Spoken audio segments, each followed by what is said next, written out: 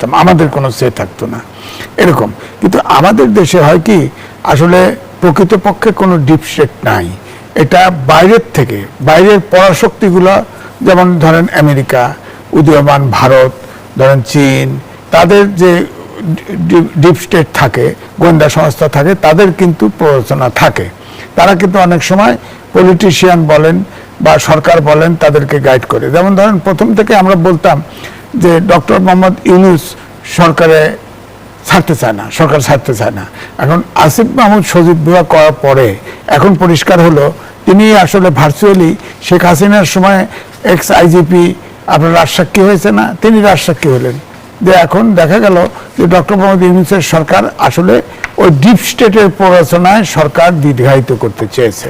হ্যাঁ, সুতরাং deep state কারা ইনভলভ এর ভিতরে, এটা প্রকাশ করলে আসিফ মাহমুদ সজীব ভুয়া জানে, তাকে ধরলেই তো হয়, জানা যায়। কারণ ডিপ স্টেটে আমরা তো স্বাধীন দেশ, আমরা স্বাধীনভাবে চলতে চাই, আমাদের সিদ্ধান্ত আমরা নেব। কিন্তু আমরা দেখতে পাচ্ছি যে আমাদের দেশ সময় বলেন আর শেখ হাসিনার শেষের সময় বলেন অনেককে তুলে নিছে, এটা ঠিক। এটা কিন্তু আমাদের দেশে তখন ডিপ স্টেট ফাংশন করেছে রীতিমতোভাবে, এবং তারা কিন্তু স্বাধীনভাবে ফাংশন করে না, তারা আমাদের দেশে করে কি সরকারের চাহিদা মতো কাজ করে। আর ধরেন যে পরাশক্তিগুলা, তারা কিন্তু ডিপ স্টেটের পরামর্শে সরকার সিদ্ধান্ত নেয়, পার্থক্য এখানে। তো সুতরাং আমি বলবো যে আসিফ মাহমুদ সজীব ভুয়া যে কথাটা বলেছে, এতে এই যে ডিপ স্টেট অর্থাৎ সরকার কিন্তু নির্বাচন যে যথাসময়ে দেয় নাই। আমাদের সংবিধান জীবিত, এবং সংবিধানে সর্বোচ্চ 6 মাস পর্যন্ত অপেক্ষা করা যায় নির্বাচন, কিন্তু 18 মাস পাতে নির্বাচন দিল। এই নির্বাচনটা এই জন্যই প্রশ্ন ওঠে যে কোনো অভ্যুত্থানে হা না ভোটে, অর্থাৎ জুলাই সনদ বাস্তবায়ন না করলে তাহলে ইলেকশন অবৈধ, এই প্রশ্নটা করা হচ্ছে। সেখানে তো আমি বলবো এই উপদেষ্টা পরিষদ দায়ী। যদি ভ্যাকুয়াম তৈরি হয়ে থাকে, নির্বাচন যথাসময়ে না হয় থাকে, তাহলে তো এই সরকার দায়ী। তো এই জন্য আমি বলছি যে আসিফ মাহমুদ সজীব ভুয়া এখন এসে এই কথাটা বলা, তার কিন্তু একটু ইম্যাচিউর ছিলাম যে ভূ রাজনীতির ফাঁদে বাংলাদেশ। আমাদের এবারে নির্বাচন হয়ে গেছে, নির্বাচনের আগে অনেক পরাশক্তি অ্যাক্টিভ ছিল, এখনো অ্যাক্টিভ আছে। ধরেন আমাদের প্রতিবেশীদের ভারত, তারা কিন্তু চায় তাদের 7 সিস্টার, চিকেন নেক একটা স্পর্শকাতর জায়গা।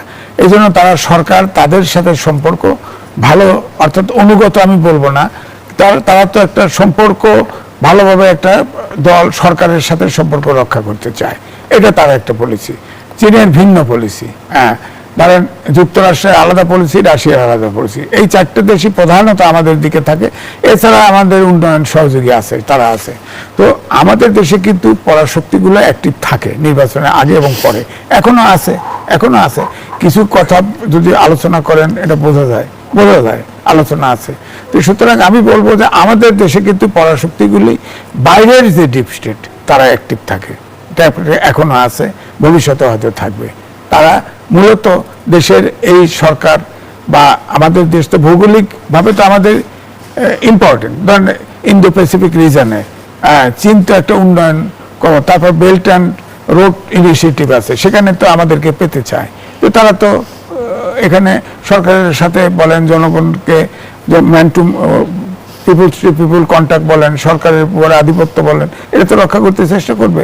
বাজার তো আছেই, চীনের বাজার বাংলাদেশের সবচেয়ে বেশি, ভারতের বাজার দ্বিতীয়।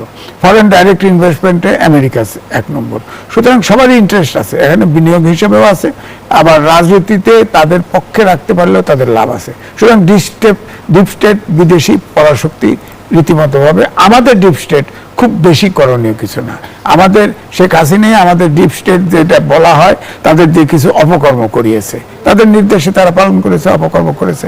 এছাড়া আপাতত আমাদের দেশের ডিপ স্টেট তেমন সক্রিয় নয়, সক্রিয় হচ্ছে ওখানে আর্মি সক্রিয় ছিল, আর্মি। হ্যাঁ, সুতরাং ওখানে এই 111-এর এই জন্য বলা আছে কুশীলভ তো আমাদের পত্রিকার ভিতরেও ছিল। হ্যাঁ, এটা সার্বজনীন হয়ে গেছিল। তো সুতরাং এখন ধরেন 111-এর কিছু কুশীলভ 2 জন ধরছে। আমি বলবো তারা বিচারে আইনি যদি দোষী সাব্যস্ত হয়, তাদের সাব্যস্ত করতে হবে। যেমন ধরেন একজন লেফটেন্যান্ট জেনারেল, তিনি রক্ষী বাহিনীতে ছিলেন, তিনি তো গ্রেপ্তার হয়েছেন, তিনি মৃত্যুযাত্রী, পথযাত্রী। তারপর তিনি কিন্তু বলেছেন কোনো প্রতিহিংসা নয়, সবাই ঐক্যবদ্ধ হতে হবে এবং দেশকে গড়তে হবে। তা আমার কথা হচ্ছে 111, আমি বলছি আর্মি ব্যাক তত্ত্বাবধায়ক সরকার। এটা তো বলাই হচ্ছে এটা অরাজনৈতিক সরকার। তো ওখানে যে কুশীলভ আছে সবার তো বিচার হওয়া উচিত, আমি যদি গণতন্ত্র বিশ্বাস করি। এরকম অবস্থা আরেকটা ঘটুক, ওরকম সরকার আরেকটা আসুক, সেটা তো আমরা চাইব না। ধরেন আপনার এই প্রশ্নটা আসে যে এখন প্রধানমন্ত্রী তারেক রহমান সে তাহলে প্রতিশোধ নিচ্ছে কিনা। কারণ হচ্ছে তার ভিডিওটা আছে, যেভাবে নির্যাতন করা হয়েছে যে কোনো মানুষ, রক্ত মাংস মানুষ স্বাভাবিকভাবে সে ধারণা করতে পারে। কিন্তু আমার বক্তব্য হচ্ছে যে এখানে নির্মোহভাবে যারা অপরাধ করেছে, অন্তর্বর্তীকালীন ওই সময়ে যে 111-এর সরকারকে কুশীলভ হিসেবে কাজ করেছে, দেশকে -2 ফর্মুলাতে নিয়ে যাওয়ার চেষ্টা করেছে, তাদের বিচার হওয়া উচিত। এখন যদি আপনি তো ম্যান পাওয়ার কেস দিয়ে দেন তাহলে তো সে ফসকাও যেতে পারে, অর্থাৎ তার বড় শাস্তি হবে না। আমি তো জানতে চাই যে, আমি বলতে চাই আমাদের সংবিধানও আছে, আপনার দেশের গণতন্ত্রের বিরুদ্ধে কথা বলতে পারবেন না, আমরা তো গণতান্ত্রিক সরকার। আপনার গণতন্ত্রের বিরুদ্ধে যে 111 সময় যত কুশীলভ আছে সবার বিচার হওয়া উচিত, আমি যদি গণতন্ত্র চাই, আমি এটাই মনে করি। সুতরাং মাসুদউদ্দিন যে অপরাধ করেছে সেই অপরাধ আপনার চিন্তা করেন যে সব অপকর্মের সাথে ছিল।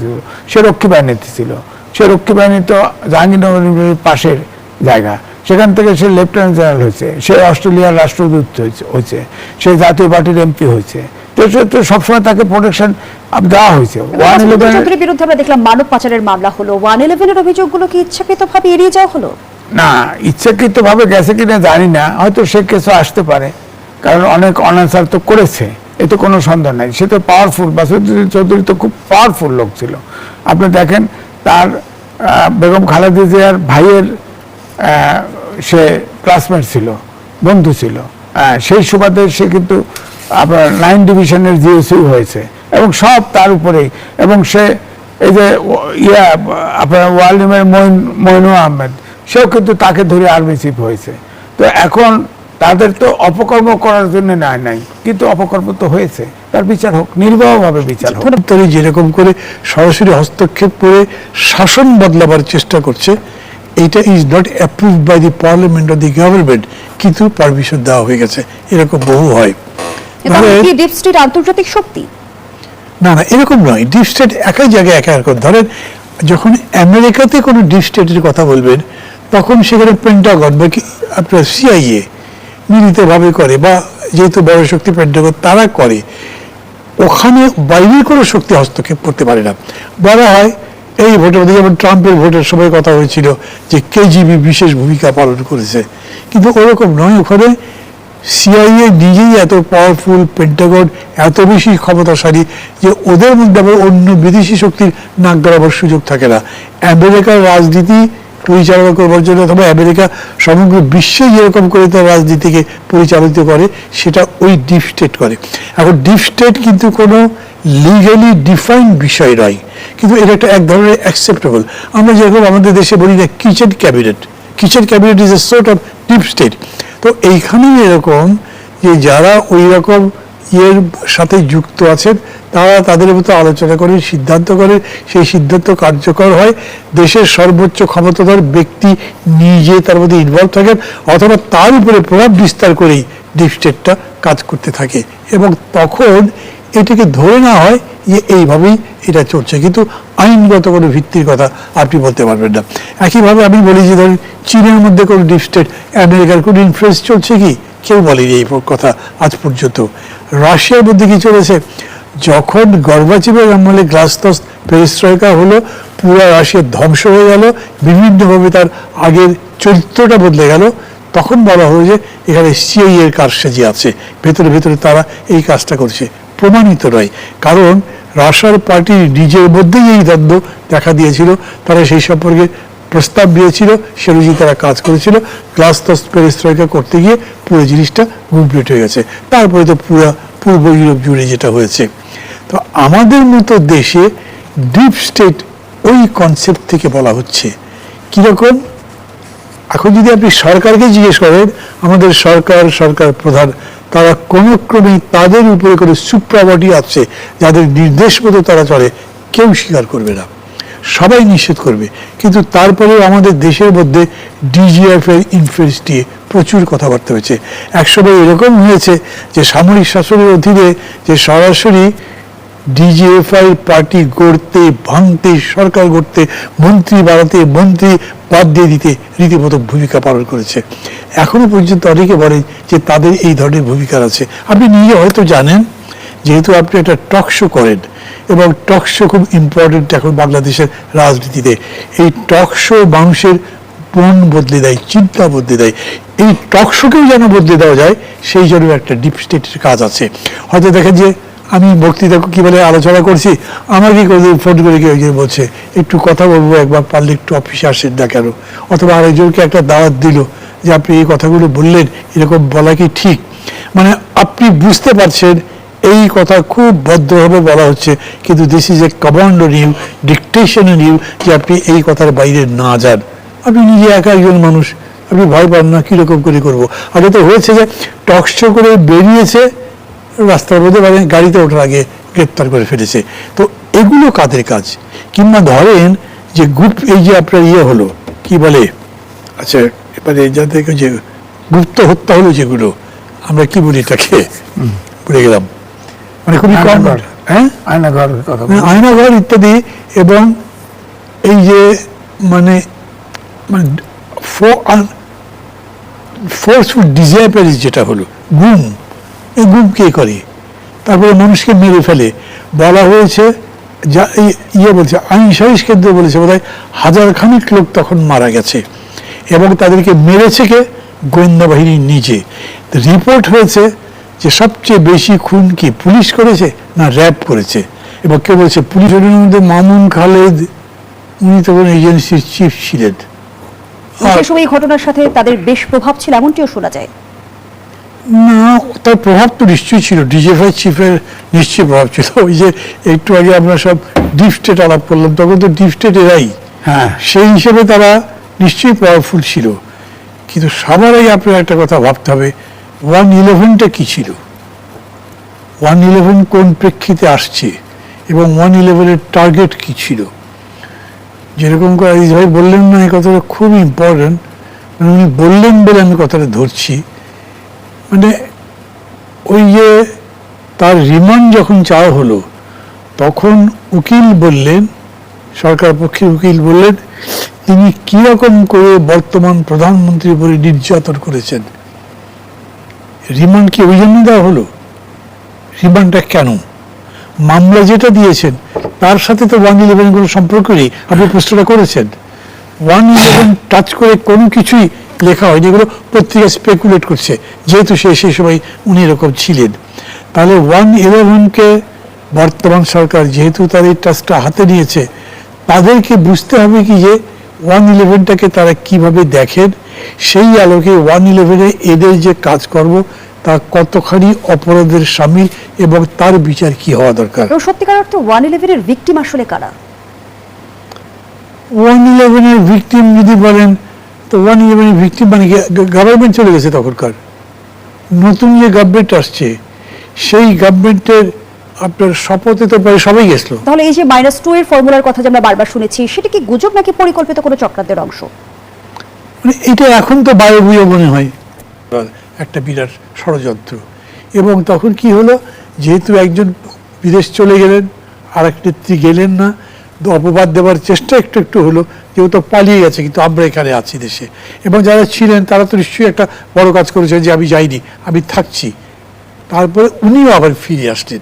তার মানে পুরা ষড়যন্ত্র যদি কিছু থেকে থাকে, সেটা একেবারে সম্পূর্ণ বানচাল হচ্ছে। কিন্তু এইটা আমাকে বলেন যে যে পরিস্থিতিটা তৈরি হয়েছিল, তাতে 1/11-এর বিকল্প কি ছিল?